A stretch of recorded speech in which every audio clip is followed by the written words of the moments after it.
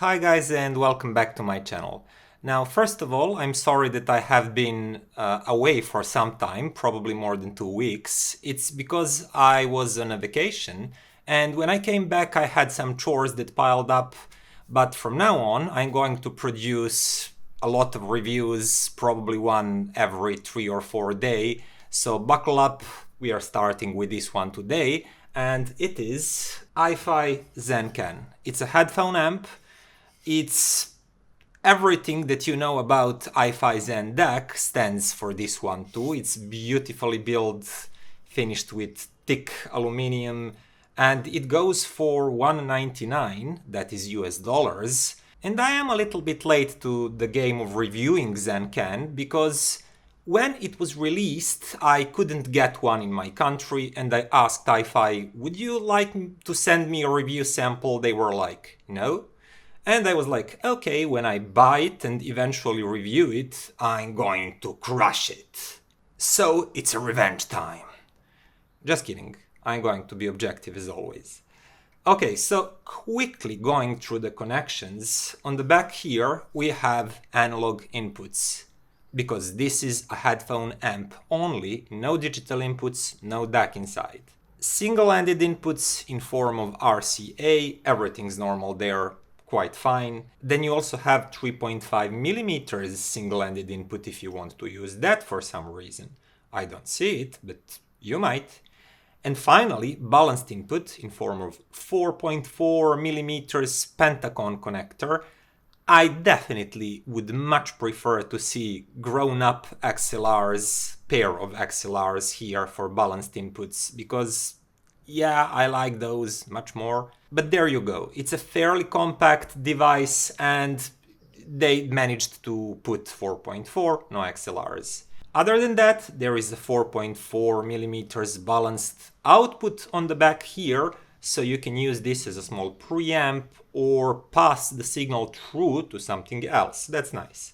In the front, there's like your usual suspects, meaning 3.5 millimeters single-ended output and 4.4 millimeter balanced output for headphones. These two are for headphones. Just interesting thing to mention here is iFi Zen Can is a truly balanced design. And because it is a truly balanced design, using balanced connection is preferable. It's going to provide slightly punchier, more energetic, a touch more resolving sound. Single-ended output is still pretty great, but balanced is even better if you can use it. Now let's quickly mention these control buttons.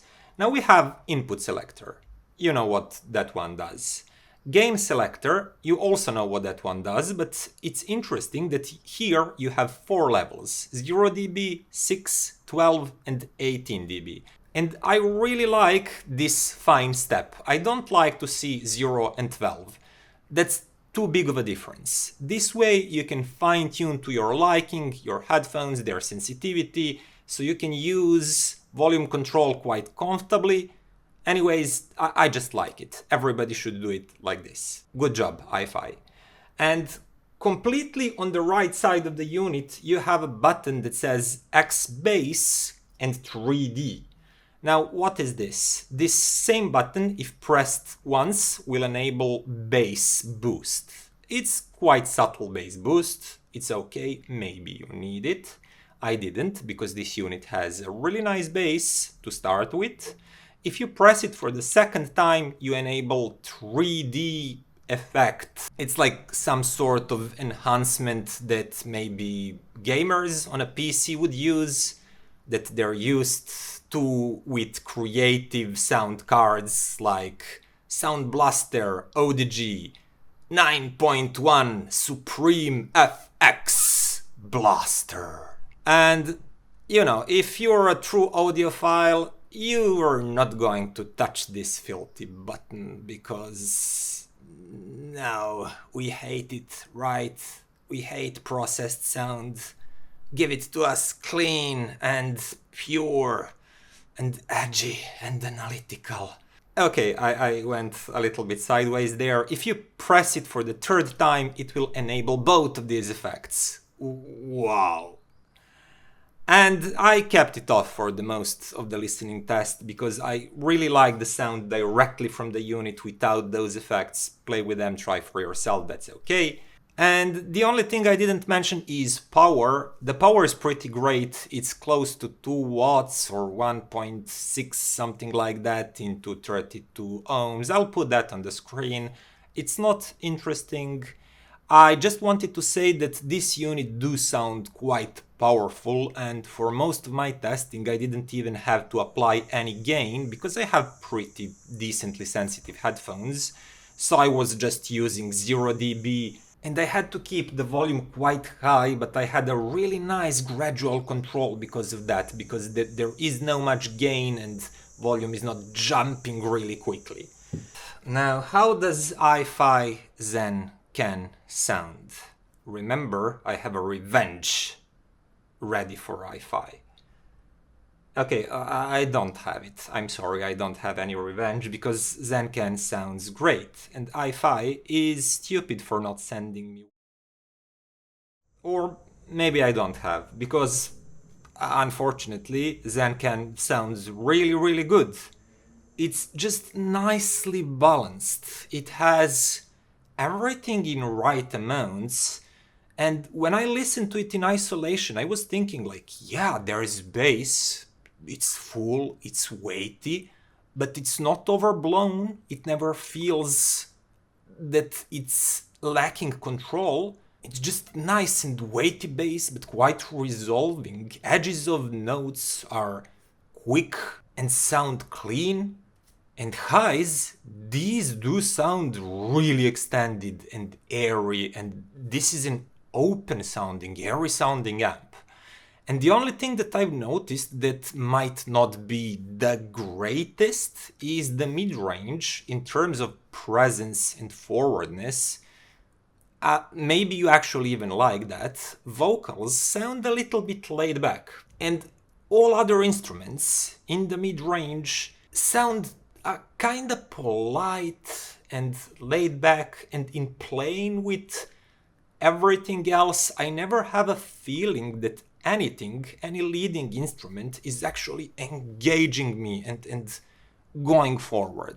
So I suppose that you could call this sound smooth.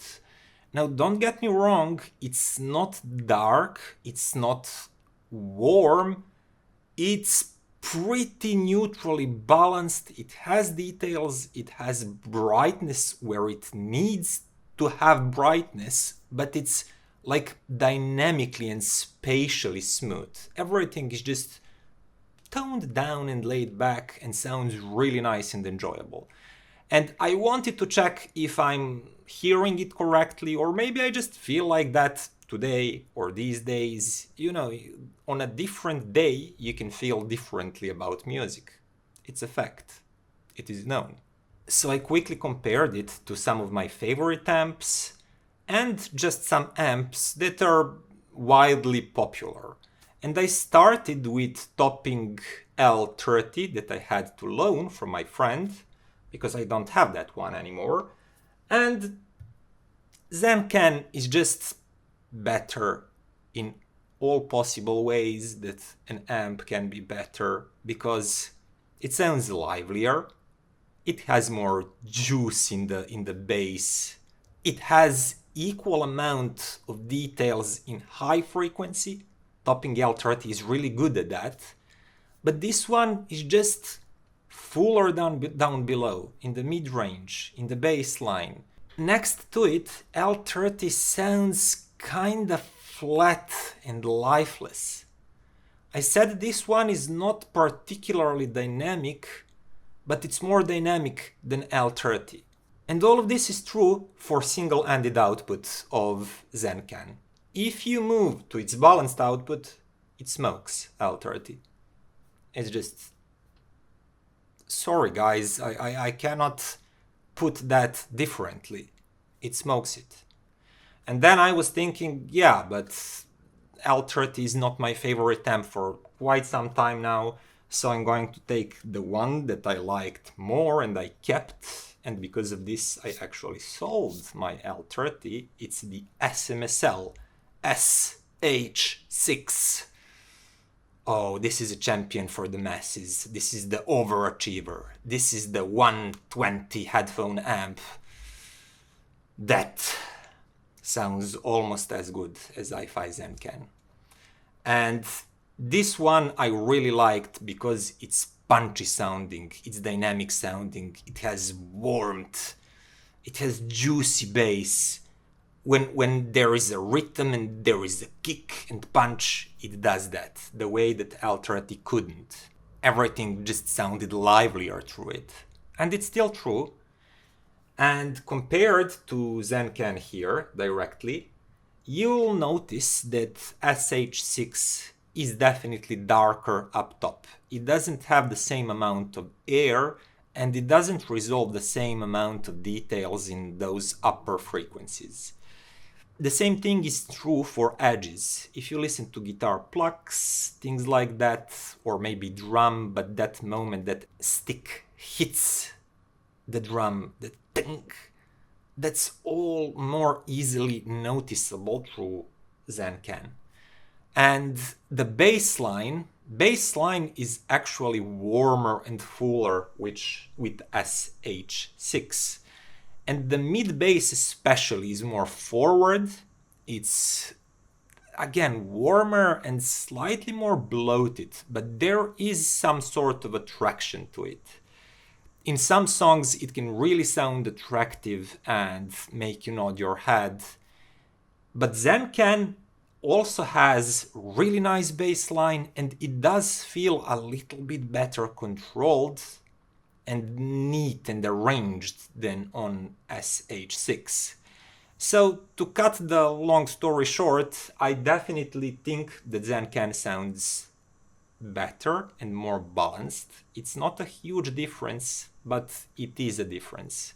And probably most noticeable difference is those highs that are just more airy, more detailed, and because of that Zen Can sounds wider and more spacious sometimes, while SMSL SH-6 is more closer to you in your head, but it's warmer sounding, dynamic sounding, and I can still see a lot of appeal in SH-6 because first of all it's cheaper, second of all there's so many headphone models that are terribly peaky in the higher mid-range and highs, and this sort of darkness with SH-6 can be like, oh yeah, I can finally relax and listen to the music instead of it's attacking me.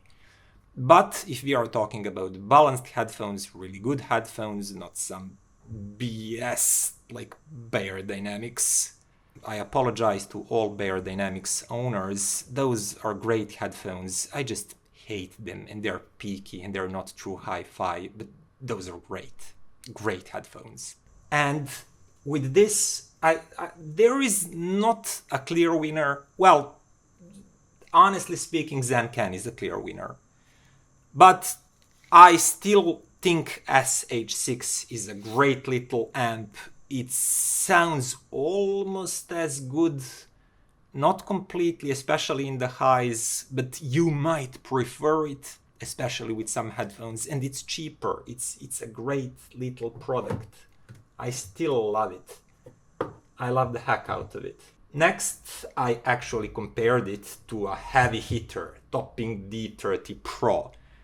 It's a great headphone amp. It costs $350, so not insignificantly pricier, because I'm not coming from some rich country and I'm just like, it's $150, man, don't stinge, just go buy better one. $150 over $200 is almost double the price, and it's a big difference. That said, D30 Pro is once again darker sounding up top. It doesn't have all this bright and airy air around you, but what it does have fuller and punchier mid-range. I prefer vocals through Topping D30 Pro. For example, if I listen to this song, it just sounds juicier and nicer through D30 Pro. And also, if I listen to any sort of electronic music, with strong beat, with strong kick and punch. That all sounds really nice through Zen Can.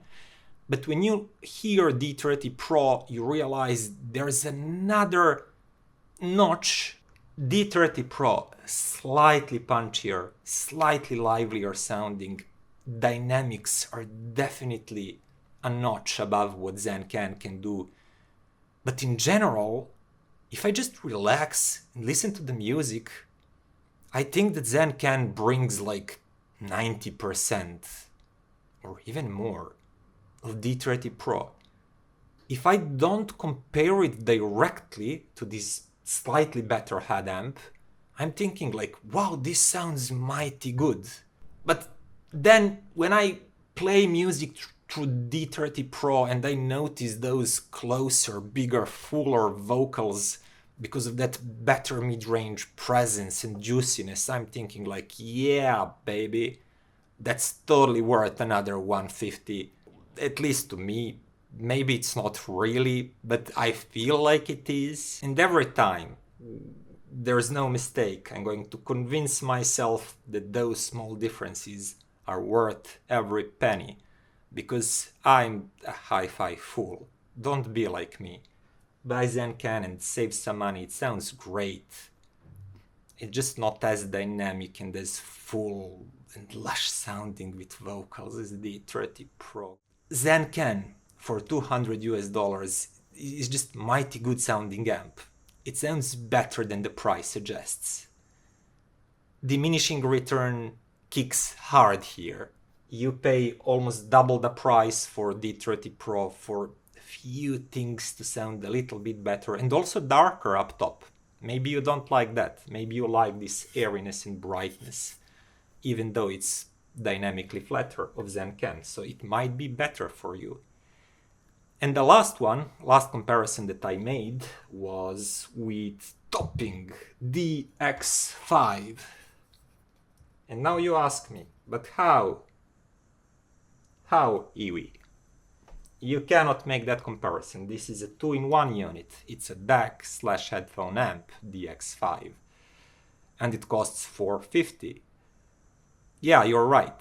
But the thing is, I cannot think of a DAC that's around $200 or $250 that sounds as freaking good as DX5 here. And if you want to make a headphone stack, separates a DAC, a headphone amp, and you decide to buy iFi Zen Can that is really great headphone amp, you have to find a really good DAC, and if you want to spend no more than, let's say, $400-500, all of those DACs cannot compete with what DX5 is doing as a DAC. But DX5 is not only a DAC, it's also a great headphone amp of really similar power and drive that Zen Can has. And I paired Zen Can with all of the affordable favorites DACs, and those combos that cost $450 or $500, those just cannot compete with the X5, because the X5 is a better DAC. I actually had to attach Zen Can to DX5 or a DAC on the same level, SMSL M500 MK2, to get the sound fidelity of DX5 alone. And I actually still didn't fully get it. I still preferred DX5 alone with its integrated head amp. It just sounds energetic and resolving and quick and grippy and detailed. And the closest you get to that sound with Zen Can is if you hook Zen Can to it or comparable DAC around $400, and that doesn't really make sense. What makes sense is to pair Zen Can with similarly priced DAC, and then you get at the same price level of the X5, but not at the same sound level. I fully recommend Zen Can if you have $200 for a head amp and you want separates for any reason, it's as good of a headphone amp as it gets at this price point. It is a step up from my favorite dirty cheap SMSL SH-6 at 120. It's not completely on the level with D30 Pro dynamic-wise and kick-wise, but it's so close. In terms of details, they're up there. Basically everything you can hear on D30 Pro, all of the things and tone decays, little cymbals, singers doing weird things in front of microphones. If you can hear it on D30 Pro, you can hear it on Zen Can. It's revealing, it's satisfying, it's well balanced. It's a great headphone amp. It's just that currently I cannot find a stack made out of separates that I would recommend rather than this two-in-one unit that is DX5. But that's just me.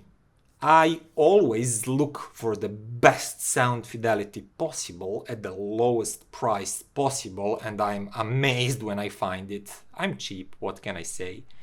But if you for any reason want to have separates so you can play, mix and match, just find your groove, Zen Can is a really good head amp, and around $200 I haven't heard anything better sounding or anything better balanced yet. And well, yeah, just one last thing to mention before we finish this video is that iFi at the beginning of sales of this unit were sending more advanced power supplies, their low noise power supplies, iFi, iPower. Those are really good. And all of the earlier reviewers got the unit with linear power supply.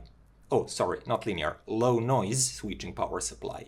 And that does improve its sound farther. It really does come closer to D30 Pro than with this small power supply that they're sending these units currently. So bear that in mind. If you watch any early review, or if you read a recommendation from an early adopter on forums, etc., it will be with a better power supply that will increase its sound fidelity. Good trick, iFi. Really nice play. But because I'm late in the game, I got this one with what you are going to get right now at the moment if you order it. Don't worry, don't sweat about it. It still sounds really good with it, but you should know that there is an upgrade path. And if you see some early review raving about it, know that it's with that low noise power supply. Other than that, no complaints on my side. It is a really great sounding unit, and my revenge against iFi because not sending this to me early on will have to wait. I'll get you next time. You'll make a bad sounding promise sometimes and I'll be there to trash it. Mark my words. By the way, what do you think? I made magenta light in the background to match the box. I'm like a real YouTuber now. What a happy day. See you next time, guys. Thanks for watching. Like, comment, subscribe, become a patron. See you next time. Bye.